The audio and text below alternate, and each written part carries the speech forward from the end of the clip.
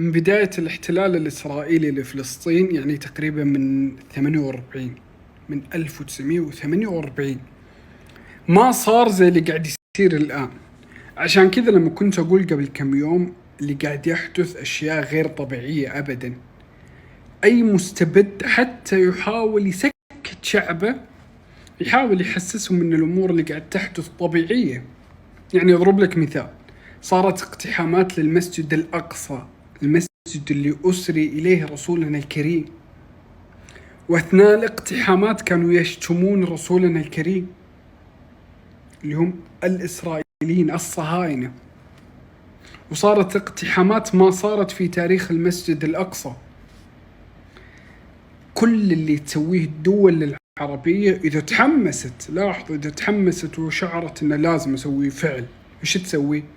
الشجب والاستنكار فقط.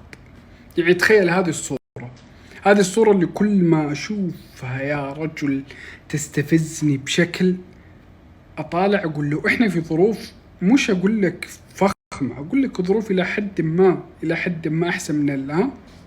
ما كان تجرؤوا الصهاينة يسوون مثل هذه الاقتحامات، لكن تدري ليش تجرؤوا؟ لأن غزة قاعدة تعاني، وغزة هي الوحيدة اللي غير محتلة في العالم العربي. يعني هذه الحقيقة اللي لازم نعترف فيها. غزة هي القطاع الوحيد الغير محتل في العالم العربي. بقية العالم العربي 90% من العالم العربي محتل من وكلاء الاحتلال. يعني مصر مثلا محتلة من السيسي، وقس على ذلك باقي الدول. غزة هي الوحيدة اللي كانت تحمي المسجد الأقصى. الآن أثناء الإبادة ما في أحد يحمي المسجد الأقصى. هذه نقطة ثانية، غزة هي الوحيدة اللي قاعدة تمنع إسرائيل من أن تتمدد. تدري يعني إيش تتمدد؟ في دولتهم الحلم إسرائيل تأخذ الأردن، تأخذ ثلث السعودية من فوق من الشمال، تأخذ مصر، قناة السويس، تأخذ لبنان، تأخذ أجزاء من سوريا. غزة هي الوحيدة اللي كانت تحميهم.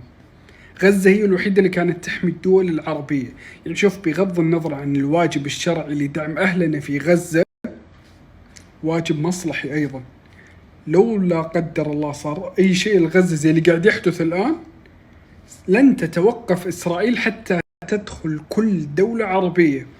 وبالمناسبة أنا قلتها قبل، هم ما قاعدوا يقولونها بالدس، اللي هي فكرة إن ترى إحنا بس نبغى غزة، إحنا نبغى القدس. لا، هم قاعد يقولونه ويصرحون دولتنا الحلم، يحطون أجزاء من السعودية، أجزاء من مصر، الأردن، سوريا، لبنان، يصرحون.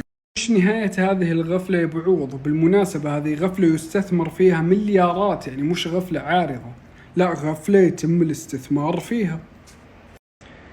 نهايتها راح أعطيك قصة من التاريخ، والتاريخ يعيد نفسه. راح أحيي لك له وروح أقرأ عنها. سقوط الأندلس.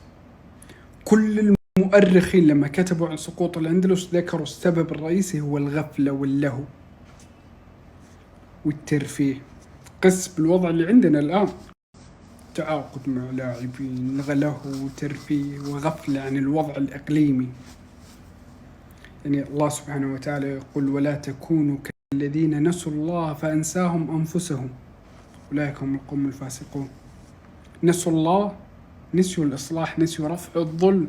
كانوا يرون المسجد الأقصى يدنس وساكتين، وله ولعب، وهم شيء يلا أهم شيء نتعاقد مع اللاعب الفلاني ونجدد عقد اللاعب الفلاني.